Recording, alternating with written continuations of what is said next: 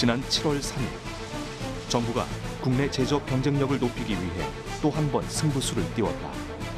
이름하여 소부장 2.0 전략을 발표한 것이다. 소부장 으뜸 기업 100개를 육성하는 등 글로벌 수준의 기술력과 또 기업 경쟁력을 높여 나갈 계획입니다. 소부장이란 소재, 부품, 장비의 줄임말. 반도체를 시작으로 스마트폰, 디스플레이, 자율주행 자동차에 이르기까지 모든 제조품들을 구현해내는 핵심 요소라 할 수 있는데, 정부는 왜 지금 소부장 살리기에 적극 나선 것일까? 아마 앞으로는 소재 부품이 세트를 리딩하는 시대가 올 것이다. 저는 그렇게 생각합니다. 정부의 공격적인 투자에도 우리나라 소부장은 일본에 대한 의존도가 절대적으로 높은 상황. 세계 1위 반도체 디스플레이 산업 강국으로선 치명적인 약점일 수 있다. 소부장이라고 하지 않습니까? 소부장에 들어가는 모든 게 일본이 거의 아마 70~80% 이상이 의존해 왔던 게 사실이거든요. 오랜 시간 동안 개발을 해온 내용들이죠. 그런 것을 우리가 이제 1년 만에 따라잡기는 쉽지 않은 거고요. 일본과의 기술 격차를 넘어 제조 강국으로 나아가기 위해서 무엇보다 소부장에 주목해야 하는 지금, 우리는 제조업 생태계 전반에 있어서 어떤 변화와 혁신을 시도해야 할까? 한일 기술 전쟁 그 후 1년, 소부장 산업의 미래를 함께 그려본다.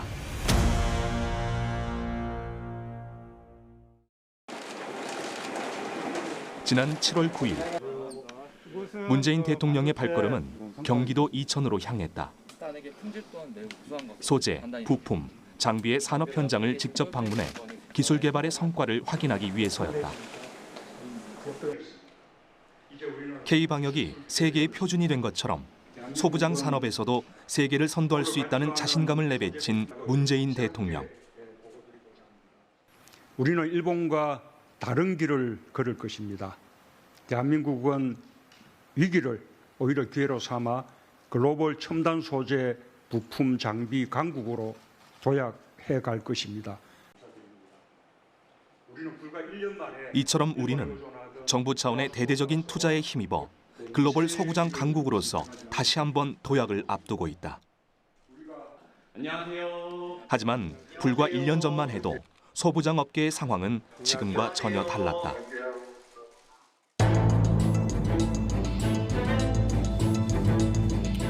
2019년 7월 1일, 일본은 예고도 없이 깜짝 발표를 내놨다. 일본 정부가 한국 반도체 산업의 핵심적인 소재들에 대한 수출 규제를 발표했습니다. 일본 경제산업성이 한국을 대상으로 반도체, 디스플레이에 들어가는 핵심 소재 3개 품목에 대한 수출 규제를 발표한 것이다. 반도체 세정에 쓰이는 불화수소,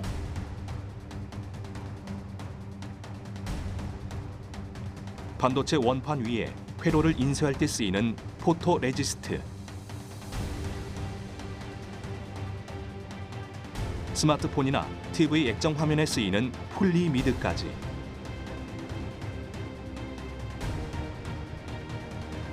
세 개 품목 모두 반도체와 디스플레이를 만드는 데 없어서는 안 될 핵심 소재들이다. 기존에는 일본 기업들이 해당 품목들을 한국에 수출할 때 여러 계약건에 대해서 한 번에 허가를 받으면 됐지만 7월 4일부턴 계약건별로 일본 정부의 허가를 받아야 했다. 한마디로 일본이 소부장 제품의 수출 문턱을 높인 것이다. 그리고 이것은 사실상 한국 IT 산업 분야에 직격탄을 날리는 조치였다. 처음에는 받아들인 입장에서 굉장히 많이 놀랬죠. 경제적으로 굉장히 이제 일본에 많이 의존하고 있지 않습니까? 산업 자체가. 그리고 특히 반도체 같은 경우는 70년대, 60년대 때 일본 산요하고 해서 한국으로 이제 장비, 소재 이런 게 다 이제 한국으로 이제 넘어다 보니까 아직까지 이제 그 국산화가 되지 않는 부분들이 요소에 있거든요. 그런 부분들이 만약 규제가 된다면 이 우리나라 경제 어느 정도는 마비가 오겠구나 또 문제. 특히 당시 반도체와 디스플레이 업계의 위기감은 극에 달했는데 대기업들은 당장 생산 차질을 걱정해야 할 처지에 놓인 것이다. 작년에는 일본의 무역 제재로 공장이 가동이 멈추지는 않았습니다만은 중국에서 부품 조달이 좀 차질을 빚게 되면서 올해 초에 생산 공장들이 멈추는 사태가 발생했습니다. 반도체라든지 디스플레이라든지 연간 한 수천억 달러를 수출하는 제품이 차질이 발생하게 되면 어렵기 때문에 아주 작은 부분부터 큰 장비까지 그리고 아주 베이스가 되는 소재까지 모든 영역에서 자유로운 곳이 아마 전혀 없을 것이다. 거의 100% 실질적으로 영향을 미칠 것이라고 저 현장에서 생각하고 있었고요. 만약에 이것이 정말 악화일로 간다고 한다면 어떻게 일본의 제품들을 쓰지 않고 과연 물건을 만들 수 있을 것인가에 대한 의문점을 던질 정도로 사실은 굉장한 그런 우려를 갖고 있었습니다. 그런데 왜 우리는 세계 1위의 반도체 디스플레이 강국이라는 경쟁력을 가졌음에도 일본 소부장 산업에 절대적으로 의지할 수밖에 없던 걸까? 일본은 경제 대국이자 산업 강국으로서 이미 50년 이상 소부장 분야의 독보적인 기술력을 갖춰왔다. 때문에 1960년대 당시 우리나라의 경제 부흥의 주역이었던 대기업 총수들은 일본의 기술을 배워와 국내에 도입하기 시작했는데 이때 관련 소재와 부품을 함께 조달받기 시작한 것이 지금까지 이어져 온 것이라 할 수 있다. 반도체나 디스플레이 기초 기술은 미국에서 생겼지만은 일본이 제품으로서 개발을 하고 성장했고 그것을 우리가 추격으로 하고 모방으로 하고 성장했기 때문에 일본 기업과 똑같은 시스템을 가져오면은 품질도 보장이 되고 빠르게 성장할 수 있었다. 이 측면이 있고 그러한 역사적인 계기가 있기 때문에 한번 세팅된 그러한 관계는 쉽게 고치기가 어려운. 우리가 1위를 오랫동안 유지하였던 LCD 산업 분야 그리고 뭐 지금 현재 여전히 1등을 하고 있는 반도체 그리고 가전, 조선 뭐 배터리까지 사실은 일본에 있는 대기업들이 다 먼저 상용화에 성공하고 그 산업 분야에 맞는 머티리얼, 그 소재 부분 그리고 이제 장비 부분 그리고 그 부품까지 그만큼 기반 기술이 탄탄한 나라가 일본이고요. 대기업들이 이때까지 수십 년간 이미 고착화되어 있다시피 한 이런 일본제 제품을 쓰는 것이 이미 몸에 배어 있는 거죠. 일본 소부장 산업에 대한 의존도가 컸던 만큼 더욱 큰 위기로 다가온 일본 수출 규제. 우리 정부는 일본의 강력한 항의와 즉각 철회 조치를 요구했고 이재용 삼성전자 부회장은 7월 7일에 즉시 일본으로 건너가 대응책을 논의하기 시작했다.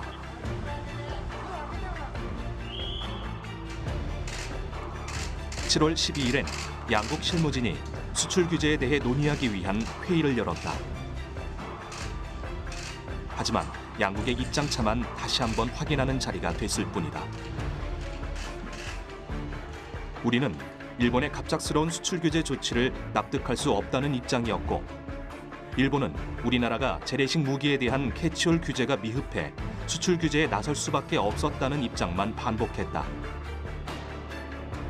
여기서 캐치홀 규제란 비전략 물자라 할지라도 대량 살상 무기 개발에 이용될 수 있다고 여겨지는 경우 해당 물자의 수출을 통제하는 제도를 말한다.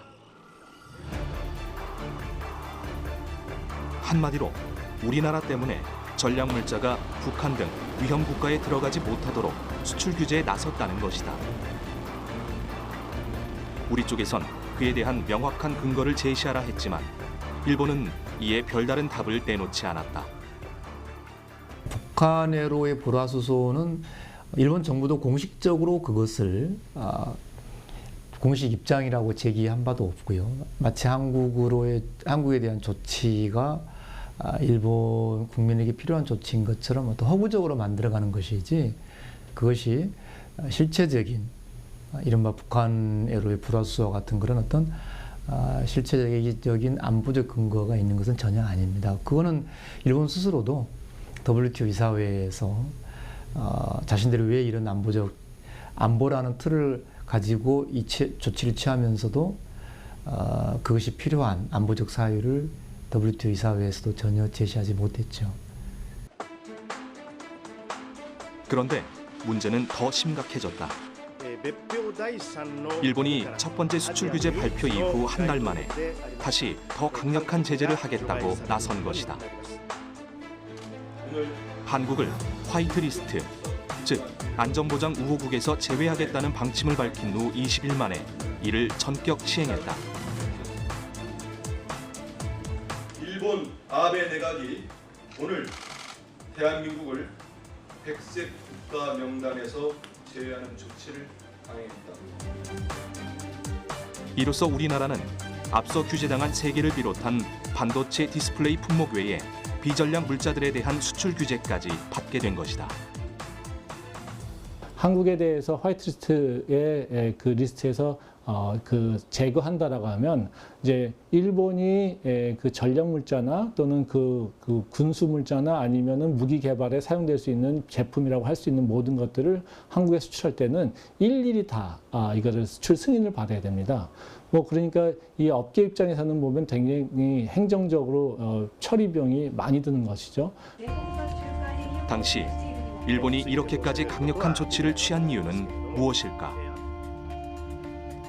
여러 이유가 있었지만 그중 가장 결정적인 원인으로 지목된 사건은 따로 있었다. 일본의 수출 규제가 이루어지기 약 9개월 전으로 시계를 돌려보자.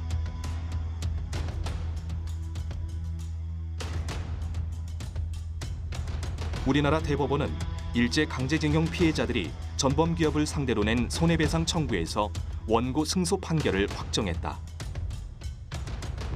또한 해당 기업이 피해자들에게 1인당 1억 원의 위자료를 배상해야 한다고 판결했다.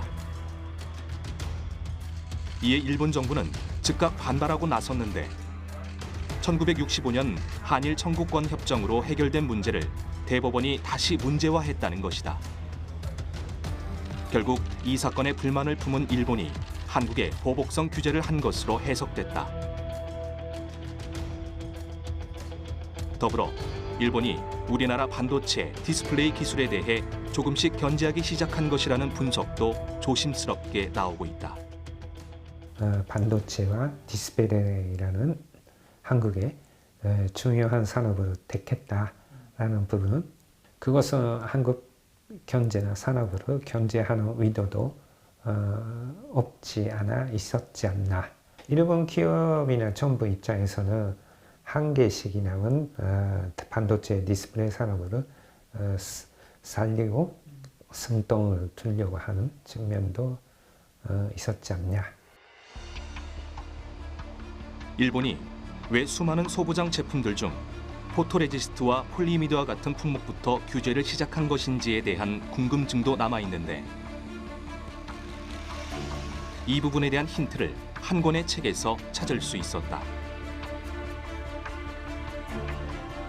작년 일본 수출 규제 당시 산업통상자원부 소부장 총괄서기관인 문준선 저자가 일본 소부장 기업 약 460여 개를 조사한 것을 바탕으로 쓴 책을 보면 이런 내용이 나온다. 최근 일본의 전자산업이 하향세를 타면서 일본의 화학산업이 자동차에 이은 2대 산업으로 부상했으며 그 결과 화학산업에 대한 의존도가 높아지기 시작했고 이 분야의 경쟁력을 높이기 위해 불산가스나 포토레지스트 같은 기능성 화학 제품의 수출 규제를 강행했을 가능성이 있다는 것이다.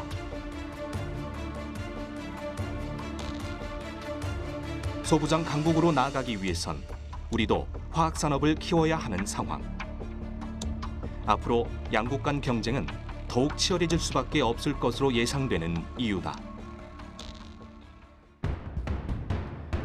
우리나라 반도체와 디스플레이 산업을 볼모 삼아 우리나라에 정치적, 경제적 압박을 시도하려 한 일본.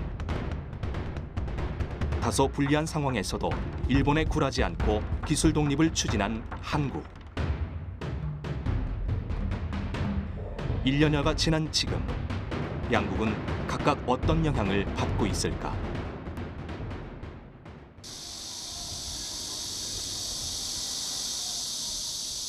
전북 전주.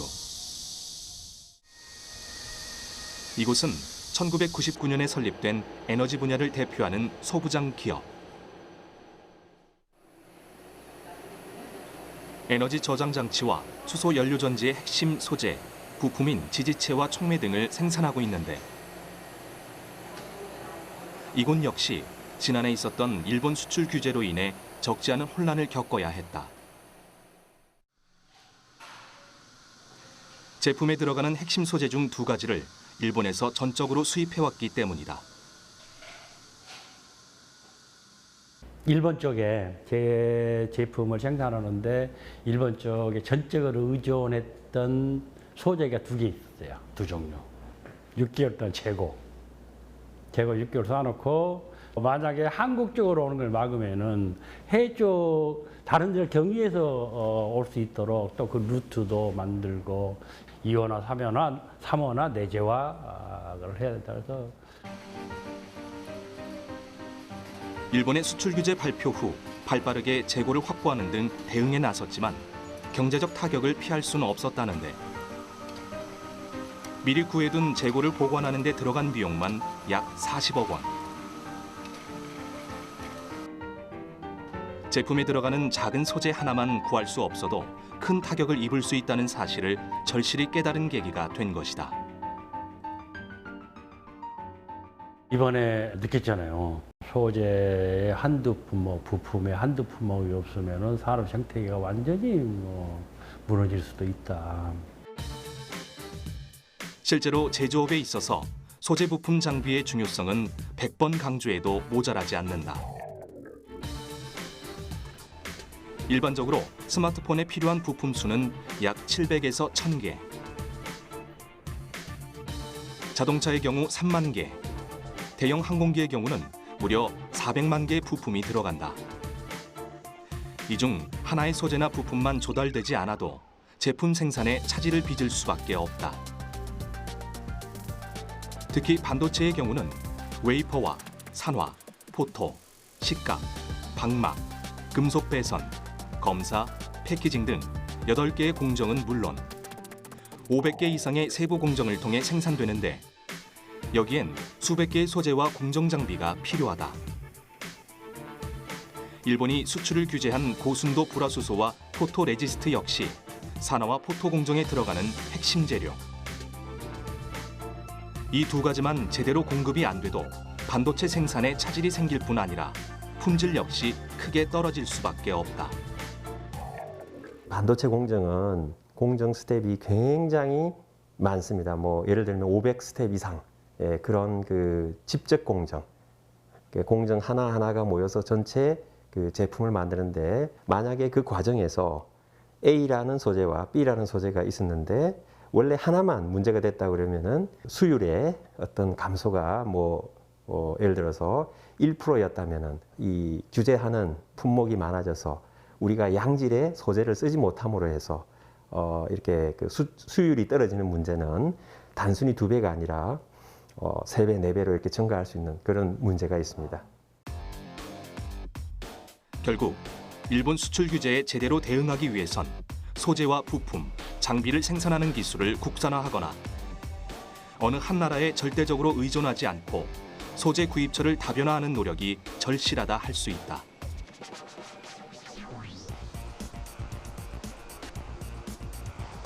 이런 이유로 정부에서는 일본 수출 규제 이후 소재 부품 수급 지원 센터를 마련했다. 그 당시 저희가 좀 신속하게 대응할 필요가 있고 또 업계 현장의 목소리를 들을 필요가 있어서 수급 대응 지원 센터를 민관 합동으로 구성하게 되었고요. 기업들한테 정보도 좀 더 제공하고 어떤 문제들이 있는지를 좀 신속하게 파악해서 관련 정부 정책과 지원 시책으로 바로 이어질 수 있도록 하는 것이 목표였습니다. 이곳에선 먼저 수출 규제 당시 일본이 어떤 품목에 대해서 제재를 가할 것인지 빠르고 정확하게 정보를 모아 기업에 제공했고 소부장 기업들을 위해 R&D와 긴급 경영 안전 지원 자금 등을 적극 지원했다. 무엇보다 소재 부품 조달에 어려움을 겪는 기업들을 현장에서 지원하는 역할도 해왔다. 이 센터에 대해서 기업들이 얼마나 잘 알고 저희를 찾아줄지에 대한 부분을 처음엔 저희가 조금 생각을 했었고요. 그래서 저희가 적극적인 홍보를 했고, 단지 모니터링하는 것뿐만 아니라 기업들에게 직접 찾아가서 애로사항도 접수했지만 저희가 역으로 모니터링을 하면서 기업의 애로를 발굴해서 쌍방향으로 지원해 주는 것이 처음에 저희가 했던 중요한 롤입니다. 이런 수급 대응 센터의 노력이 빛을 발한 것일까? 국내 기업들 중 상당수는 수입처를 다원화하는 데 많은 부분 결실을 거뒀다. 그 결과 일본의 수출 규제 1년이 지난 지금까지 대기업을 비롯해 국내 기업들 대부분 생산 시설이 멈추거나 기술적 차질을 빚는 일은 막을 수 있었던 것이다. 결과적으로는 우리가 국산화라든지 일본 제품을 다른 국가로 대체한다든지, 그리고 재고를 축적하면서 대응한다든지 여러 가지 대응책이 어느 정도 효과를 거두고, 또한 일본 정부의 규제도 생각보다는 강하게 나오지 않았기 때문에 생산 시설이 멈춘다든지 그러한 피해는 피할 수 있었습니다. 오히려 전문가들은 일본 수출 규제가 일본 스스로에게 더 큰 타격을 입혔다는 평가를 내놓고 있다. 먼저 일본의 강경 조치 이후 국내에선 일본 제품에 대한 불매 운동이 거세게 일어났다. 실제로 수출 규제 발표 후 2019년 9월 기준 우리나라의 일본 맥주 수입량은 99.9% 감소. 일본은 잠정적으로 수출 중단에 나서야 했고, 일본산 자동차 판매량 역시 불매운동 직전보다 72%가량 줄어들었다. 또한 국내 기업들은 발빠르게 소재 부품 장비를 중국이나 유럽 시장에서 조달하기 시작했고, 기술 국산화에 성공한 기업들까지 생겨나기 시작했다. 일본 소부장 기업들로서는 수십 년 이상 거래해온 고객 업체들을 하루아침에 잃게 된 셈이다.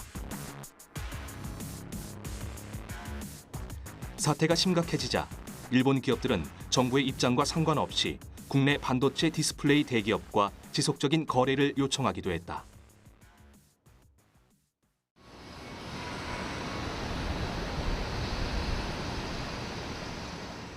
일본 수출 규제가 일본이 아닌 우리나라의 새로운 기회가 된 셈인데, 실제로 우리나라 소부장 기술의 국산화는 과연 얼만큼 성과를 거뒀을까?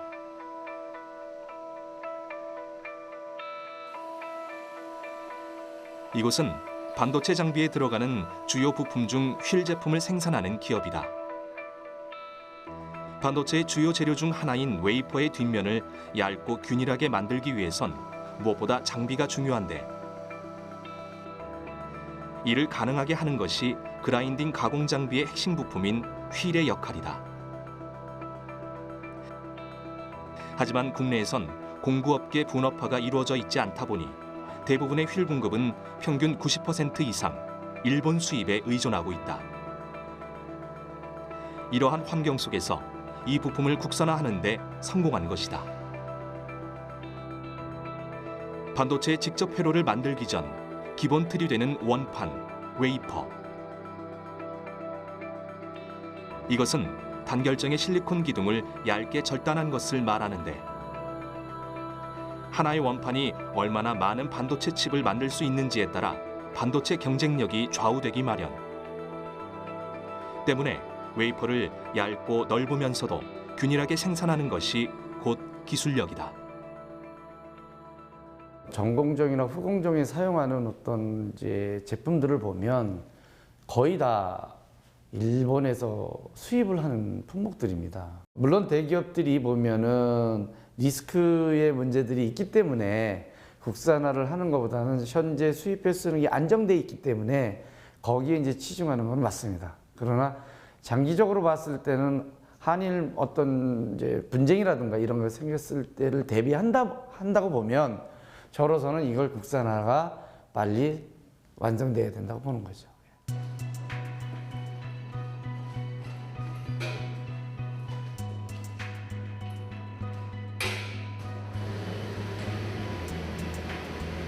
웨이퍼의 주 재료인 실리콘은 대부분 모래에서 채취한 세라믹 성질이기 때문에 작은 충격에도 잘 깨지는 특징을 지녔다. 웨이퍼는 보통 평균 850 마이크로미터 두께에서 최종적으로 1에서 2 마이크로미터로 미세하게 깎아내는데 이때 앞면에 영향을 미치지 않고 얇게 가공하는 과정에서 품질이 결정된다. 실리콘의 특성상 세라믹 재료다 보니까 굉장히 잘 깨집니다. 아주 작은 충격에도 깨지고 또 머리카락보다도 이렇게 얇은 두께로 가공을 해야 되기 때문에 종래 기계적 방법으로 힘을 줘서 가공하는 방법으로 가공을 해서는 이런 품질 수준을 맞추기가 어렵습니다. 즉, 웨이퍼를 머리카락보다 얇은 두께로 가공해야 하는 만큼 물리적 힘을 가하는 방식보다는 화학적 반응에 의해 가공하는 기술이 필요하다는 것. 이곳에선 오랜 연구 끝에 부식작용과 같은 화학적 반응을 일으키는 물질을 개발해 휠 제작에 접목했는데 이를 통해 웨이퍼를 손상 없이 미세하게 갈아내는 기술을 완성한 것이다. 창업 이후 약 10억 원을 투자해 얻은 성과. 이 과정에서 얻은 국내 순수 기술력과 성능은 이미 검증을 거친 상황이라 그동안 시장을 독점해온 일본 기업의 품목을 대체할 수 있을 것으로 기대되고 있다. 하지만 현재 국산화에 성공했을 뿐 설비와 자금 부족으로 대량 생산까지는 도달하지 못한 상황. 기술만 갖고 할 수 있는 게 아니잖아요. 그러니까 개개인의 기술은 대단한 기술들을 갖고 있습니다. 근데 그거를 하나의 완성체를 만들려고 하면, 그리고 특히 대기업을 거래를 하려고 하면 대기업에 맞는 인프라가 있어야 됩니다. 해왔던 품목하고는 다르지 않습니까? 새롭게 시작하다 보니까 또 새로운 자금, 장비 이런 게 다 필요했기 때문에 그거를 만든다는 게 쉬운 일이 아니잖아요. 국내 반도체 산업은 대기업 중심으로 생산되고 있는 실정. 관련 장비나 소재, 부품은 대부분 일본에서 수입되고 있는데 이를 우리나라 중소기업 제품으로 대체하기 위해선 먼저 대기업에 납품 가능한 품질인지 테스트를 받아야 한다는 문제가 따른다. 그런데 중소기업이 대기업에서 사용되는 소재, 부품, 장비의 품질을 테스트할 수 있는 기반을 갖춘다는 것이 과연 가능한 일일까? 중소기업만의 의지와 노력으로 해결할 수 없는 문제.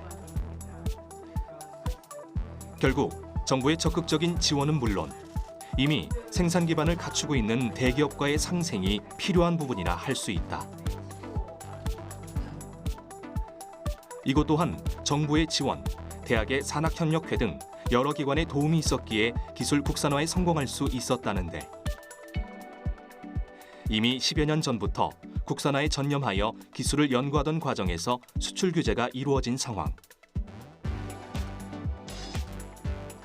일본 제품을 대체할 수 있는 제품을 급하게 조달해야 하는 상황이 되자 비로소 기회를 잡을 수 있었다.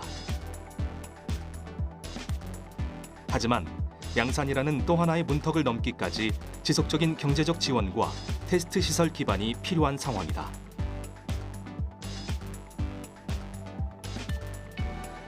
그런데 중소기업들이 제품 양산이 가능할 정도의 기술력을 갖추고 있음에도 왜 국내 기업들은 그동안 소부장 산업에 있어서 일본 제품에만 의존해왔던 걸까?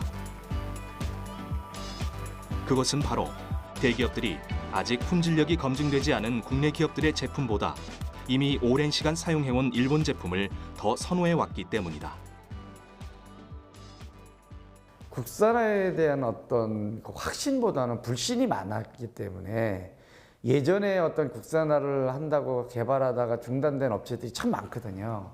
대기업은 어떤 이윤을 추구하는 회사들이기 때문에 리스크를 안으려고 하지 않거든요.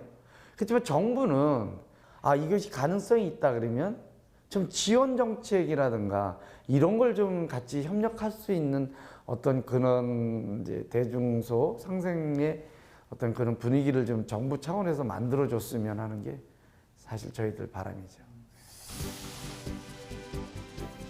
소부장 기술 독립을 위해 대중소기업 간의 상생이 필요한 때 때문에 정부에서 적극적으로 나서 대응책을 마련하기 시작했다.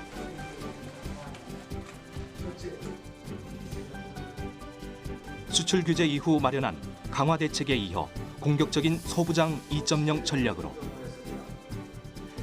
약 5조 원대라는 대규모 투자를 통해 기술력 확보에 두 팔을 걷어붙였다.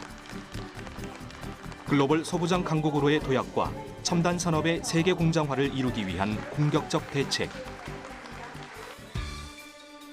그 핵심 전략을 살펴보면 대상 품목들을 338개 이상으로 확장, 소부장 핵심 전략 기술에 대한 집중 유치, 그리고 으뜸 기업과 강소기업, 스타트업을 각각 육성해 R&D 및 테스트베드, 정책 자금, 상생협력 문화 조성 등 전폭적인 지원을 강화한다는 방침이다. 2.0 전략은 과거 소부장 강화 대책과 비교해 크게 전략, 대상, 방식, 내용 등 4가지 측면에서 차이를 보이는데 현 시점에서 일본의 수출 규제에 대한 방어 정책에서 선제적으로 대응하겠다는 정부의 의지이자 특단의 조치라고 볼 수 있다. 여기에 범부처 민관 합동의 체계까지 총동원해 소부장 자립을 위한 지원 범위를 확대하는 추세. 소부장 경쟁력위원회, 소재부품 수급대응 지원센터 등 다양한 정책기구들이 마련되었는데 그중 최근에 주목받고 있는 곳이 있다. 지난 4월 7일 정부 출연 연구기관을 포함 32개 공공기관이 참여해 출범한 소재부품장비 융합혁신지원단. 소부장 기업의 애로사항에 대해 기초소재, 응용소재, 전자부품, 모듈 부품, 그리고 시스템 장비까지 총 5개 분야의 기술 및 인프라 문제를 통합적으로 지원하고 있다. 소부장 기술 개발은 시간도 오래 걸리고 또 전문성을 요구하고 있습니다. 그래서 그런 차원에서 볼 때 지금 32개 공공연구기관들이 전문 역량과 그러한 풍부한 인프라, 장비 인프라를 활용을 해서 어려운 소부장 기업들의 기술 개발 활동을 측면에서 지원하는 그런 상황입니다. 소부장 기업들은 기술 개발의 한계나 공정 개선, 시험 설비 도입 등 전반적인 기업 운영에서 다양한 문제를 안고 있다. 이러한 구체적인 요청 사항을 접수받게 되면 분야별 기업 지원 데스크 전문가가 이를 검토하고 분석하는 과정을 거치는데 이 과정에서 기관을 연계하거나 기술 상담 같은 기업 맞춤형 지원을 제공하는 시스템이다. 보통은 그 중소기업들이 대부분이다 보니까요. 그 기술 인력들이 부족합니다. 그래서 기술 인력에 대한 지원 요청이 많고요. 그리고 그 연구한, 개발한 그런 제품들에 대한 그런 이제 자문, 그 실질적으로 어떻게 그 제품이 유용한지 뭐 그런 부분에 대한 자문이 많이 이루어지고요. 지원단의 전문 인력들은 각 공공기관 및 연구소의 박사들로 구성됐다. 소재부품 관련 분야가 여러 갈래로 나뉘는 만큼 기업의 애로사항 또한 천차만별. 일단 내용이 그 디아스 일반 압력 종류에 따른 현장 방문 전문가 연계가 좀 필요할 것 같습니다. 저희 쪽에서 수행 가능한지. 보다 효율적이고 빠른 지원 체계를 위해 각 계열의 전문가들이 우선적으로 내용을 진단한다. 근본적인 문제를 분석하는 것부터 해결 방안까지 단시간에 모색할 수 있다는 것이 이곳만의 장점. 신청 기업의 애로사항이 지원단 내 구축된 역량 안에서 지원 가능하다면 32개 기관의 전문가를 매칭함으로써 현장이 처한 위기를 즉각적으로 대응할 수 있다. 아시다시피 요즘 기술이 워낙에 복잡하고 융복합화가 많이 진행이 되어 있는 상태이기 때문에 저희가 뭐 기업의 애로를 해결을 한다는 게 단순히 한 개 기관에서 해결하기가 어려운 경우가 많습니다. 기술적으로 바라보는 분야가 다르고 그리고 해석을 할 수 있는 방법들이 다르기 때문에 그 부분들은 여러 개 연구기관이 모여 있는 경우가 더 시너지를 낼 수 있는 경우가 훨씬 더 많은 게 요즘의 추세입니다. 융합혁신지원단의 애로사항을 접수한 한 의료장비 업체. 이 업체는 최근 지원단에 새로운 기술 개발 지원을 요청했다. 네, 안녕하세요. 안녕하세요. 오랜만에 뵙습니다. 네. 여기 앉으세요. 네. 요즘 어떠세요? 코로나 때문에 이제 2사분기 앞서 1년간 4년 협력 과정에서 기술 개발 및 상용화에 성공한 경험이 있던 기업. 간단하게 보이스 코일 같은 기능을 시스템 자체적으로 이번 융합혁신지원단을 통해 다시금 전문 인력과 매칭돼 인연을 맺으며 앞으로도 지속적인 관계를 이어갈 수 있게 됐다. 국가적 차원의 기술 자립 지원의 확대가 기업의 사업화를 돕는 연결고리가 된 것이다. 간단하게는 뭐 트러블 슈팅이라든지 아니면은 요소 기술에서 뭐 간단하게 이 부분을 지원해 줬으면 좋겠다라는 말들이 오는 것도 있는데 대부분들은 실제적인 기술 개발과 연계가 됩니다. 이 기업 같은 경우에는 단순하게 한두 번 만나서 컨설팅을 통해서 해결할 수 있는 문제는 아니었어요. 그렇기 때문에 저희 쪽에서 같이 함께 짧은 기간에 진행할 수 있는 R&D 프로그램을 한번 같이 해보자라고 제안을 했고요. 노력한 결과 지원을 받게 돼서 그 펀드를 이용해 가지고 기술 개발을 진행한 케이스가 됩니다. 국내 레이저 기기 업체 대부분은 기술 개발에 초점을 두기보다 영업을 중심으로 운영되고 있다. 그마저도 기존 의료기기 시장을 선점하고 있는 독일에서 부품을 수입해 개발하는 정도. 이에 가격 경쟁력을 낮추고 독자적 기술을 개발하기 위해 이곳에선 전문 기관과의 공조를 요청했고 이를 바탕으로 상용화까지 성공한 것이다. 14년간의 노력 끝에 레이저 의료장비 분야에서 인정받은 기술을 쌓아온 기업이지만 실제 현장에서 안정적으로 제품을 선보일 수 있었던 데는 협력 전문가인 박사의 역할이 컸다. 속도가 굉장히 빠른데요, 지금? 독일 거에 비해서 전혀 밀리지 않고 여러 현장 경험을 토대로 시행착오를 줄일 수 있었던 것. 이 방향이 맞는 거냐? 이런 접근 자체가 맞냐? 맞는 것 같은데 우리 내부 인프라로서는 한계가 있었다는 거죠. 그렇기 때문에 이제 외부의 이제 어떤 자문이나 어떤 기술을 필요로 할 수밖에 없는 거고요. 그걸 이제 융복합 지원단이나 그 연결을 통해 가지고 전품연의 박사님을 통해서 그런 거를 저희가 기대하는 거죠. 저희가 하고는 방향 자체가 진짜 맞는 거냐. 나중에 이게 시제품화되고 양산화 됐을 때 시행착오를 겪을 수 있는 포인트가 있느냐 없느냐. 오랜 시간 매달려 장비를 탄생시켰지만 실제 사용하며 나타나는 불편사항과 불만족스러운 임상 효과는 계속해서 나타났다. 이러한 문제를 보완하다 보니 하나의 제품을 생산하고 안정화시키는 과정만 3, 4년. 보다 효과적이고 안정적인 시스템을 구현하기 위해선 전문가의 자문이 절실했던 것이다. 이거는 제가 보기엔 노즐 쪽도 개선할 부분이 좀 있어요. 제가 보기엔. 이렇듯 준비된 기술력과 전문 인력의 경험 지식이 더해져 얻은 기업 경쟁력. 특히 이번엔 기존의 장비에서 보다 진화한 새로운 장비를 개발하기 위해 광학적 구조의 기술 개발을 준비하고 있다. 제조 공정상 부족한 기술 부분을 채우며 또 한 번 순수 기업의 기술을 성장시키겠다는 것이 목표다. 이런 저희처럼 작은 중소기업이 일정한 어떤 부품을 갖다가 대체할 수 없는 부품을 갖다가 직접 연구 개발해가지고 투자해서 만든다는 거는 오랜 시간도 걸리고 비용도 감당하기 어려운 상황이거든요. 그런 부분들을 정부출연연구소에서 맡아서 지원해 준다는 거는 기업 입장에서는 아주 큰 의미 있는 그런 일이었어요. 덕분에 저희도 저희 여력이 넘지 않는 투자 없이 지원을 받아서 부품을 개발하게 되고 최종적으로 완제품을 만들어서 지금은 수출까지 할 수 있는 그런 상황까지 오게 됐습니다. 1년 전 불현듯 닥친 대한민국 소부장 산업의 위기. 갑작스런 수출 규제와 함께 화이트리스트에서 한국을 제외한 일본.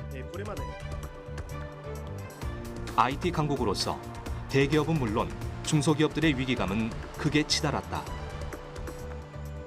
반도체뿐만 아니라 우리 이제 전체 제조업 등 우리 업계한테는 큰 어떤 쇼크였습니다. 대외 의존도가 높았던 품목들이 있었고 그런 품목들이 수출 규제 대상에 포함되었기 때문에 산업에 미친 영향이 어떨지에 대해서 다소 걱정이 좀 많았던 부분이 사실입니다. 우리나라의 일제 강제징용에 대한 손해배상 승소 판결. 그리고 조금씩 격차를 줄이며 속도를 높이는 반도체 디스플레이 기술의 현재까지. 일본은 기술이라는 무기를 앞세워 우리를 위협했다. 50여 년 전부터 소부장 분야에서 원천 기술 노하우를 축적해왔던 일본. 그리고 대한민국은 일본에 뒤처진 후발주자라는 인식. 우리는 일본과 벌어진 이 기술의 격차를 극복할 수 없는 것일까? 지식 기반의 어떤 산업은 하루아침이 되지 않습니다. 오랜 동안 어떤 시행착오와 어떤 기술이 축적이 돼서 그러한 제품이 나오는 것이죠. 소부장 2.0 전략은 대한민국이 글로벌 소부장 강국으로 도약하기 위해 정부가 내놓은 회심의 정책. 핵심 전략 기술에 대한 직준 지원으로 일본의 선제적 대응을 할 수 있는 기업의 기술 자립을 일으켜 세우겠다는 것인데, 이를 방증하기라도 하듯 수년간 연구에 매달려온 기업들의 노력은 국산화라는 결실로 이어지고 있다. 소부장 산업에 있어 우리의 경쟁력이 조금씩 성장하고 있다는 의미다.